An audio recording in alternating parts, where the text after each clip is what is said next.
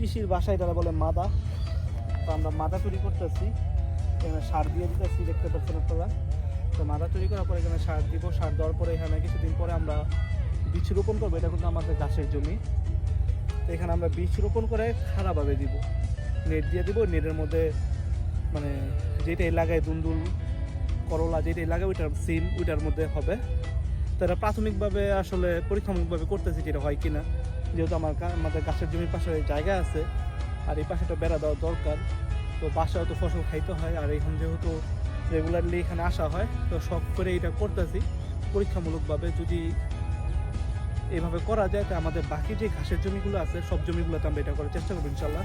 তো আপনারা একটা ভিডিওতে দেখছেন যে আমরা আপলোড দিয়েছি যে নতুন কিছু করার ইচ্ছা আছে, তো এটা করার চেষ্টা করতেছি। এইখানে যতই আসতেছি, খামারে যতই আসে ততই যেন মানে কৃষকের প্রতি মানে বেশি ইনভলভ হয়ে যেতেছি। তো সেই থেকে একটা ক্ষুদ্র চেষ্টা করতেছি, যদি এভাবে সফল হয় হয়তো বা আস্তে আস্তে কৃষির দিকেও চলে যাব। কারণ কৃষির মতো পরিশ্রমী কোনো কাজও নেই, আর কৃষির মতো হালাল কোনো ব্যবসাও নেই। কার্গো টান্দো আমাদের এটা হলো আমাদের কার্গো বিমান, আর সবুজ হলো কার্গো বিমানের পাইলট।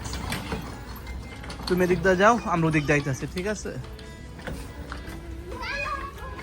তো গাড়ি থেকে সারগুলি নামে আমরা জমিতে নিয়ে আসি, তারপর একটা বলে করে আমরা সারগুলি আলাদা করে নিতেছিলাম, কারণ বস্তাতে করে এতগুলি সার তো দেওয়া সম্ভব না। তো এই যে এটাকে বলা হয় কৃষির ভাষায় মাদা। আর মাদাটা হলো যে আপনার যখন বীজ রোপণ করবেন, বীজ রোপণ করার আগে যেখানে বীজ রোপণ করবেন সেই অংশটাকে সার দিয়ে প্রস্তুত করাটাকেই কৃষির ভাষায় মাদা বলে। তো আমরা এই যে মাদা প্রস্তুত করতেছি, তো এটা আমরা আগের দিনে একটা বদলি দিয়ে আমাদের জমিতে মাদাগুলি করে রাখছিলাম, মানে মাটি কোপায় রাখছিলাম। তো সেই মাটি কোপানোর জায়গাগুলোকে আমরা এখন মাথায় রূপান্তরিত করতেছি। তো মাশাআল্লাহ দেখতে পাচ্ছেন কোপানো মাটিগুলার ভিতরে আমরা সার প্রয়োগ করে তারপর মাটিগুলা জোড়া করে দিতেছি। তো এখানে সবুজ করতেছে, আর এখানে দেখলাম যে অনেকগুলি জায়গায় কোপানোগুলো ঠিক মতো হয় নাই, তার কারণে আমি কিছু অংশে একটু কোপাই দিতেছিলাম যাতে করে মাটিগুলো একটু ঝরঝরা হয়ে যায়। তো এখানে আমরা মোট গেছিলাম তিনজন একসাথে কাজ করাতে কাজগুলো অনেক সহজ এবং তাড়াতাড়ি হয়ে গেছে।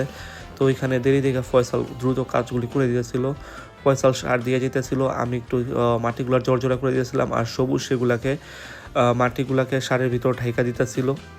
ঢাকার পরে সবুজ এটাকে আরও মানে ঝরঝরা করে দিতেছিল। তো সবাই মিলে কাজ করাতে কাজটা অনেক সহজ এবং দ্রুত হয়ে গেছিলো। তো আমাদের এই জমিতে মোট এরকম 74টা নাকি 75টা মাদা হয়েছে। তো বুঝতে পারছেন কতগুলি মাদা হয়েছে, আর প্রত্যেকটা মাদার দূরত্ব ছিল 5 থেকে 6 ফুট। তো আমাদের এই জমির শেষ অংশেই মাশাআল্লাহ মেঘনা নদীটা, আর এটার কিন্তু সৌন্দর্যটা আমাদের মানে এই জমির সৌন্দর্যটা আরও বেশি বৃদ্ধি করে ফেলছে। বিশেষ করে কালকে বিকালবেলা যখন ওইখানে ছিলাম পরিবেশটা অনেক সুন্দর ছিল। যাই হোক, আমাদের কাজ করা শেষে আমরা নদী থেকে হাত পা ধুয়ে নিয়েছিলাম। তো আজকের পর্যন্ত ভিডিওটা এই পর্যন্তই। সবাই ভালো থাকেন, সুস্থ থাকেন। আসসালামু আলাইকুম।